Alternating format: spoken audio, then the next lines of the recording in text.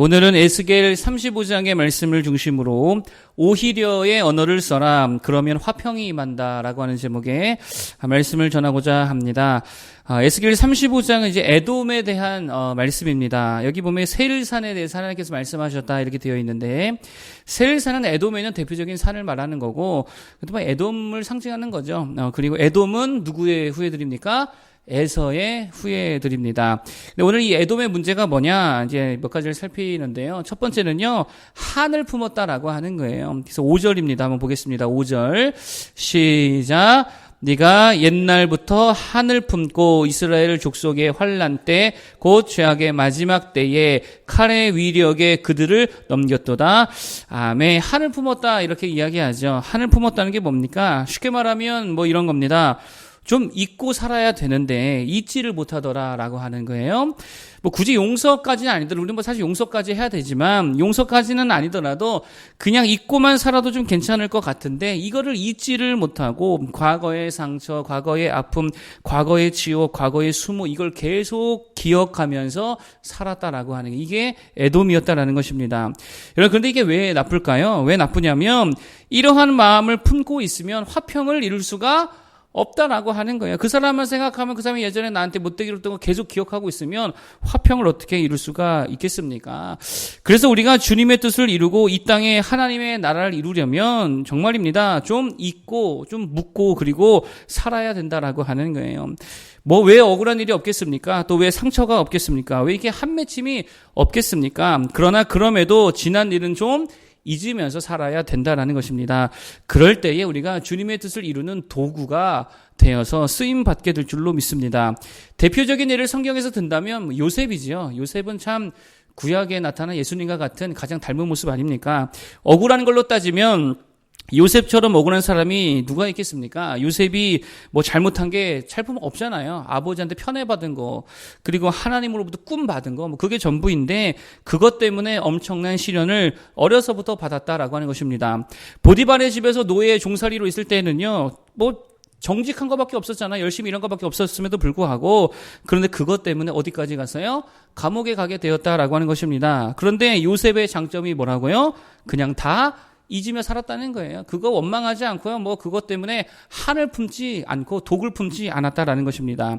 그래서 애굽의 총리가 된 후에 낳은 첫 번째 아들의 이름을 뭐라 짓습니까? 므낫세. 이름의 뜻이 뭐래요? 다 잊었다, 이런 뜻이잖아요. 내가 다 잊었다, 그렇게 이름을 지었습니다. 그러니 자신을 그렇게 힘들게 했던 형들을 나중에 만나고 나서도 어떻게 합니까? 원수 같고 그렇게 하는 것이 아니라 도리어 두려워하던 형들을 위로해주고 있더라라고 하는 거예요. 그리고 극심한 가난 속에 있던 그들, 다 죽어가는 그들을 다 거두어주고 살려주더라라고 하는 것입니다. 여러분 잘 보세요. 잊어버리니까 평강이 그 가정에 임하더라라고 하는 거예요. 이게 요셉이고 그게 예수님이고 그게 하나님의 나라인 줄로 믿습니다. 좀 잊을 건 잊고 살아가는 우리 모두 되기를 바라겠습니다. 그래서 한 가지 팁을 하나 드리자면 이런 겁니다. 우리 언어에 자꾸 어떤 언어가 필요하냐면, 제목에도 제가 기록한 대로 오히려라고 하는 언어가 좀 필요하다는 거예요. 요셉의 고백을 사실 가만히 보면 오히려죠. 형들이 나를 버렸지만 오히려 그것 때문에 하나님께서 큰 은혜를 주셨습니다. 이게 그의 고백 아닙니까? 예수님의 십자가도 그런 거 아니겠습니까? 사람들이 다 예수님을 미워하고 증오해서 십자가에 달아 죽였지만 오히려 그것을 통해 인류 구원이 이루어졌다. 이게 십자가의 고백 아닙니까? 이렇게 해석하고 이렇게 볼 줄 알아야, 고백할 줄 알아야 된다는 것입니다. 누가 자꾸 나를 힘들게 하면 어떻게 말해야 됩니까? 뭐라고 말할 수 있어야 돼요? 오히려 그것 때문에 내가 성장했다고, 오히려 그것 때문에 내가 더 강하게 됐다고, 오히려 그것 때문에 더 기도하게 됐다고, 이렇게 바꿔버려야죠. 뭐 청년들은 여자랑 뭐 남자랑 사귀다 헤어지면 그것 때문에 그냥 펑펑 울고 그럴 것만이 아니고 뭐라고 해야 된다고요? 오히려 잘 됐다고, 더 좋은 여자 만난다고, 오히려 그것 때문에 더 좋은 남자 만난다고, 오히려 그것 때문에 예수님과 더 친해진다고, 이렇게 말할 수 있어야 된다는 거예요. 신앙생활 하다 보면 참 사람에게 실망하고 또 교회에 실망하고, 그럴 그럴 때가 덜어 있지요. 그럴 때에도 그때 그 목사 아무개 때문에, 그때 그 권사 때문에, 그때 그 집사 아무개 때문에 이렇게 기억하면서 하나님 앞에 범죄할 게 아니라 그냥 잊어버리고 오히려 잘 되었다고, 그래서 더 좋은 교회 만났다고, 더 귀한 신앙으로 성장했다고, 오히려 그리스도 예수님께 더 가까이 나아갈 수 있었다, 그래야 될 줄로 믿습니다.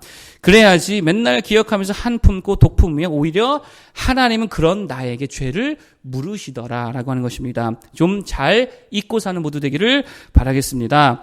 두 번째로 에돔의 죄가 뭐냐? 방치했다라고 하는 거예요. 방치했다. 다시 5절 한번 읽어보겠습니다. 시작. 내가 옛날부터 한을 품고 이스라엘 족속의 환난 때 곧 죄악의 마지막 때에 칼의 위력에 그들을 넘겼도다. 아멘. 이스라엘이 환난 당할 때에, 그들이 어려움 당할 때에 어떻게 했다고요? 그 칼의 위력에 그들을 넘겨줬다. 무슨 말입니까? 이스라엘이 죽어가는 상황에서 내버려뒀다는 거죠. 방치했다라는 것입니다. 그런데 이걸 주님은 죄로 물으시더라라고 하는 거예요. 여러분, 그래서 예수님은 참 구약 성경에 통달하신 분이잖아요. 그래서 이 본문 때문에 어쩌면 사마리아인의 비유를 말씀하신 것 같습니다. 누가복음에 보면 선한 사마리아인의 비유가 나오는데 딱 오늘 이 내용과 반대되는 내용이잖아요. 사마리아인이 유대인에게 가지고 있던 감정이 뭡니까? 오늘 에돔이 가지고 있던 감정과 거의 같습니다. 자신들을 되게 힘들게 하고 괴롭혔던 유대인들에 대한 어떤 혐오 감정과 증오의 감정, 한을 품고 있는 감정이 사마리아인들에게 다 있었다라고 하는 거예요. 그러니 유대인에게 한이 있더라라고 하는 것입니다. 독이 있지요. 그런데 길을 가다 보니까 한 유대인이 강도에 만나 죽어가고 있더라는 거예요. 여러분, 그러면 보통 우리가 만약에 사마리아인이라고 한다면 어떻게 합니까? 저 유대인 놈 잘 되었다. 그러게 좀 착하게 살지. 우리 좀 그만 좀 괴롭히지. 겸손하게 좀 살지. 그러고 그냥 지나갈 법도 한데 이 사마리아인이 어떻게 했습니까? 방치하지 않았다는 거예요. 여러분, 데려다가 싸매고 기름을 발라 고쳐주고 입혀주고 그리고 비용을 다 지불해줘가지고 살려주었다라고 하는 것입니다.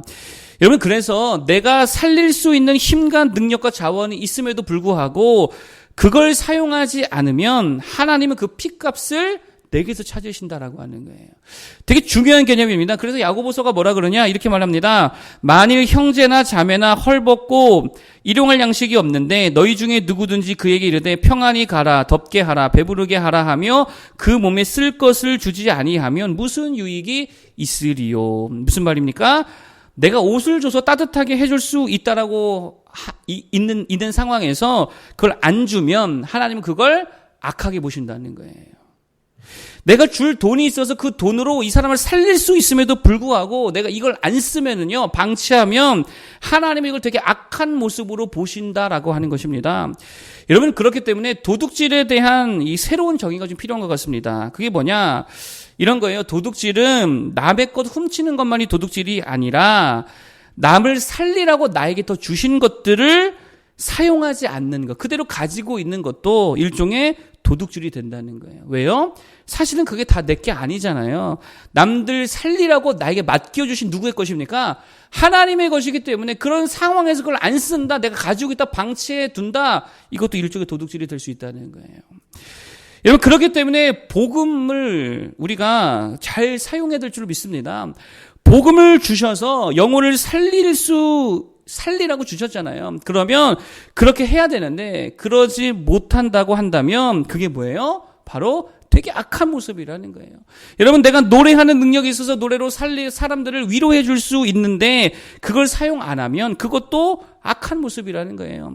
어떤 사람은 얼굴이 장점이라서 얼굴로 그냥 웃어주기만 해도 사람들이 막 은혜를 받는다라고 한다면 웃어줌을 통하여서 사람들을 살려내고 기쁨을 줘야 되는데 맨날 인상만 쓰고 있다. 그러면 그것도 하나님 보시기에 뭐라는 거예요? 악한 모습이라는 거예요. 그게 오늘 에돔의 죄와 같은 모습이라는 거예요. 방치했다는 거예요. 여러분, 그러므로 정말입니다. 방치하지 말기를 바라겠습니다. 사람도 방치하면 안 되겠고 내게 주신 그 어떠한 자원이라 할지라도 그 어떤 것도 방치해서는 안 된다라고 하는 거예요. 그걸로 정말 살릴 수 있는 사람을 살려낼 수 있는 우리 모두가 되기를 바라겠습니다. 방치하지 말고 살리는 일에 다 기꺼이 쓸 수 있는 모두가 되기를 바라겠습니다. 마지막 세 번째 에돔의 죄가 뭐냐? 질투했다라고 하는 거예요. 그렇기 때문에 질투하지 않아야 될 줄로 믿습니다. 질투가 뭡니까? 질투는 이런 마음이죠. 저거 없어졌으면 좋겠네. 이렇게 생각하는 거. 그 마음을 품는 게 바로 질투의 마음입니다. 에돔의 마음이 뭐예요? 바로 질투였다는 거예요. 그래서 11절 한번 보겠습니다. 11절. 자, 11절 한번 보겠습니다. 시작. 그러므로 주 여호와의 말씀이니라. 내가 나의 삶을 두고 맹세하노니 내가 그들을 미워하여 노하며 질투한 대로 내가 내게 행하여 너를 심판할 때에 그들이 나를 알게 하리라. 아멘. 에돔이 이스라엘에 뭐 했다고요? 시기하고 질투했다라고 하는 것입니다. 이스라엘이 그냥 없어져 버렸으면 좋겠네 이랬다는 거죠. 그래서 실제로 악한 자들에게 넘겨줬다라고 하는 것입니다. 그런데 실제로 이스라엘이 없어졌습니까? 에돔이 없어졌습니까? 누가 없어졌어요? 질투한 에돔이 없어졌어요. 저놈이 없어졌으면 좋겠네 했더니 지가 없어졌다라는 것입니다. 그러므로 정말입니다. 여러분 질투해서는 안 될 줄로 믿습니다. 제가 늘 말하지만 그놈이 없어진다고 그놈이 가지고 있던 권리가 나에게 오는 게 아니라는 거예요. 그리고 그놈이 없어진다고 해서 해결되지도 않습니다. 더한 놈이 올 수 있다라는 것입니다. 그래서 질투할 게 아니라 여러분 명심하시기 바랍니다. 그냥 인정해 줘야 된다는 거예요. 인정해 주는 게 하나님의 뜻이라는 것입니다.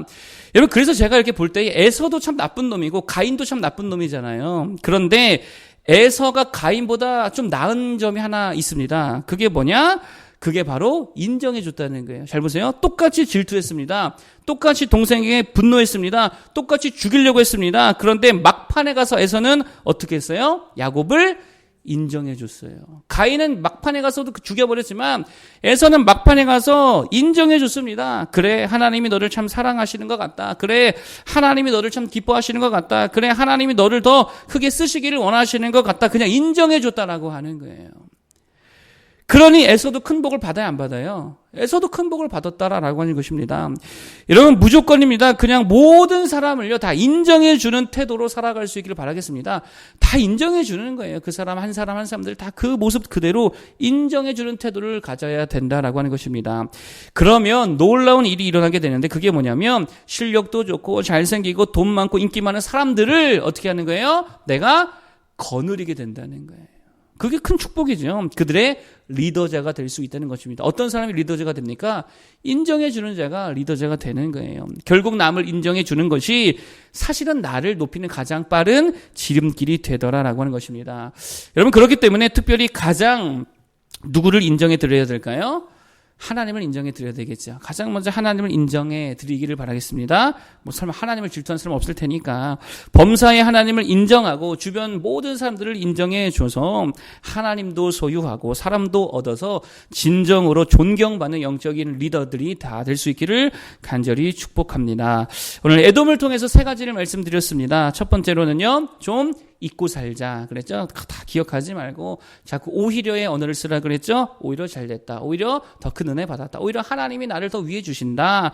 그렇게 오히려 언어를 통해서 이 땅에 화평을 임하게 하는 모두가 되기를 바라겠고요. 두 번째는 방치하지 말아라. 남 살릴 수 있음에도 불구하고 그러한 힘과 능력과 자원이 내게 있음에도 불구하고 안 쓰면 이거 오히려 도둑질이라 그랬죠. 그래서 하나님 주신 것들 가지고 우리의 원수 같은 사람이라 할지라도 살려낼 수 있는 일에 쓰임받는 모두가 되기를 바라겠고요. 마지막 세 번째는 질투하지 말고 인정해 줘라.